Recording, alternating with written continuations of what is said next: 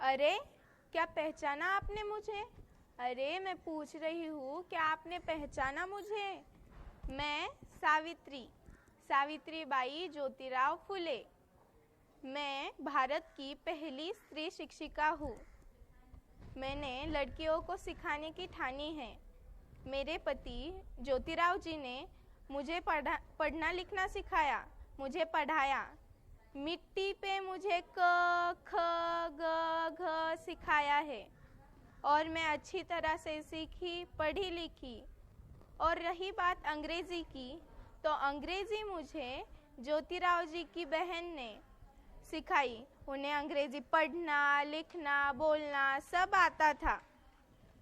उन्होंने मुझे वह ज्ञान दिया और वही ज्ञान मैंने बाकी की लड़कियों को देना चाहा और वही ज्ञान मैंने उन्हें दिया। इसलिए मैंने पूना के भिडेवाड़ा में लड़कियों के लिए पहली लड़कियों की स्कूल खोली और उनके लिए स्कूल में उन्हें सिखाया और उन्हें ज्ञान दिया। और जब मैं उन्हें सिखाने के लिए स्कूल की तरफ जाती थी, तब वहाँ के गांव वाले लोग मुझे गोबर पत्थर फेंक के मारते थे। मेरी पूरी साड़ी खराब हो जाती थी और मुझे अस्वच्छता बिल्कुल पसंद नहीं थी और मैं उन गंदे कपड़ों की वजह से अपने साथ एक साड़ी और लेके जाती थी और फिर स्कूल में जाके वह साड़ी बदल के फिर लड़कियों को सिखाती थी और उन लड़कियों ने पढ़ लिख के बहुत अच्छा नाम कमाया। मेरी पहली शिष्या थी मुक्ता बर्वे। लड़कियों, अब मैं चलती हूँ, पर एक बात ध्यान में रखना कि बहुत पढ़ना लिखना, होशियार बनना, आत्मनिर्भर बनना, स्वावलंबी बनना। धन्यवाद। मेरा नाम अवधूत गोकुल गाडेकर है। मैं 10वीं कक्षा में पढ़ता हूँ। मैं आपके सामने दोस्ती नाम की कविता प्रस्तुत करना चाहता हूँ। मैं यादों का किस्सा खोलूँ तो कुछ दोस्त बहुत याद आते हैं। मैं यादों का किस्सा खोलूँ तो कुछ दोस्त बहुत याद आते हैं। मैं गुजरे पल का सोचूं तो कुछ दोस्त बहुत याद आते हैं। मैं गुजरे पल का सोचूं तो कुछ दोस्त बहुत याद आते हैं। अब जाने कौन सी नगरी में आबाद है जाकर मुद्दत से, अब जाने कौन सी नगरी में आबाद है जाकर मुद्दत से। मैं देर रात तक जागूं तो कुछ दोस्त बहुत याद आते हैं। मैं देर रात तक जागूं तो कुछ दोस्त बहुत याद आते हैं। किसी को नौकरी से फुर्सत नहीं, किसी को दोस्ती की जरूरत नहीं। किसी को नौकरी से फुर्सत नहीं, किसी को दोस्ती की जरूरत नहीं। सब यार गुम हो गए हैं, तू से तुम और आप हो गए हैं। सब यार गुम हो गए हैं, तू से तुम और आप हो गए हैं। मैं गुजरे पल का सोचूं तो कुछ दोस्त बहुत याद आते हैं। कुछ दोस्त बहुत याद आते हैं। कुछ दोस्त बहुत याद आते हैं। धन्यवाद।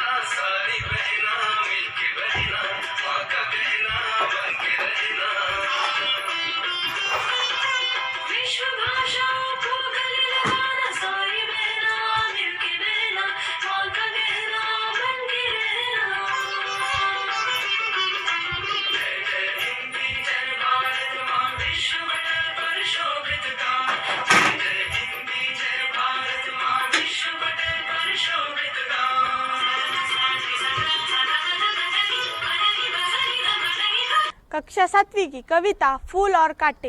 हे जन्म लेते जगह में एक है पौधा उन्हें पालता। हे जन्म लेते जगह में एक है पौधा उन्हें पालता। रात में उन पर चमकता चांद भी, रात में उन पर चमकता चांद भी एक ही सी चांदनी है डालता। ही जन्म लेते जगह में एक है पौधा उन्हें पालता। मैं उन पर है बरसता एक सी उन पर हवाएं है बही। मैं उन पर है बरसता एक सी उन पर हवाएं है बही। पर सदा ही यह दिखाता है हमें ढंग उनके एक से होते नहीं। पर सदा ही यह दिखाता है हमें ढंग उनके एक से होते नहीं। हे जन्म लेते जगह में एक है पौधा उन्हें पालता। छेद कर कांटा किसी की उंगलियां फाड़ देता है किसी का वरवसन। छेद कर कांटा किसी की उंगलियां फाड़ देता है किसी का वरवसन। प्यार डूबी तितलियों के परकतन, प्यार डूबी तितलियों के परकतन। भोर का है वेद देता शाम तन। ही जन्म लेते जगह में एक है पौधा उन्हें पालता। फूल लेकर तितलियों के गोद में, फूल लेकर तितलियों के गोद में भोर को अपना अंगूठा रस पिला। निज सुगंध और निराले रंग से, निज सुगंध और निराले रंग से हे सदा देता कलिजी की खिला। हे जन्म लेते जगह में एक है पौधा उन्हें पालता। हे खटकता एक सबकी आँख में, हे खटकता एक सबकी आँख में दूसरा है सोहता सुरसी सपर। हे खटकता एक सबकी आँख में दूसरा है सोहता सुरसी सपर। किस तरह कुल की बढ़ाई काम दे, किस तरह कुल की बढ़ाई काम दे जो किसी में हो बड़प्पन की कसर। हे जन्म लेते जगह में एक है पौधा उन्हें पालता। आप सभी को हिंदी दिन की बहुत बहुत शुभकामनाएं।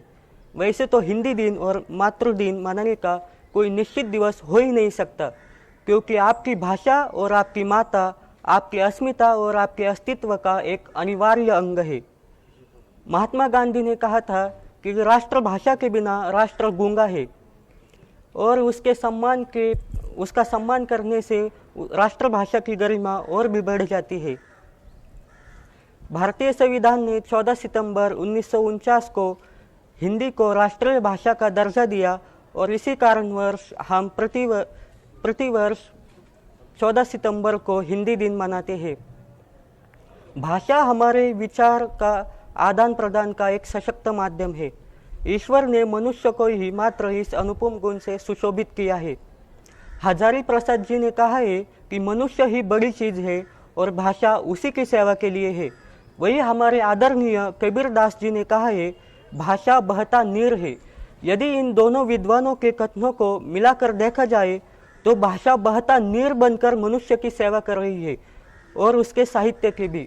जैसे बड़ी बड़ी नदियों के पास अनेक संस्कृतियाँ विकसित हुई, वैसे ही इस भाषा रूपी नदी के पास मानव जाति और साहित्य का विकास हुआ। साहित्य ने कभी कहानी की सोच, कविता का लोच, लेख की गंभीरता, निबंध की सार गंभीरता, व्यंग्य के चटकारे आदि अलग अलग रूपों में मानव जाति की सेवा की है। हमारा उत्साह वर्धन किया है और ज्ञान वर्धन भी किया है। ऐसे ही हमारी हिंदी भाषा यानी कि हमारी माँ हिंदी ने हमारे अपनत्व और प्रेम में नवरस का संचार किया है।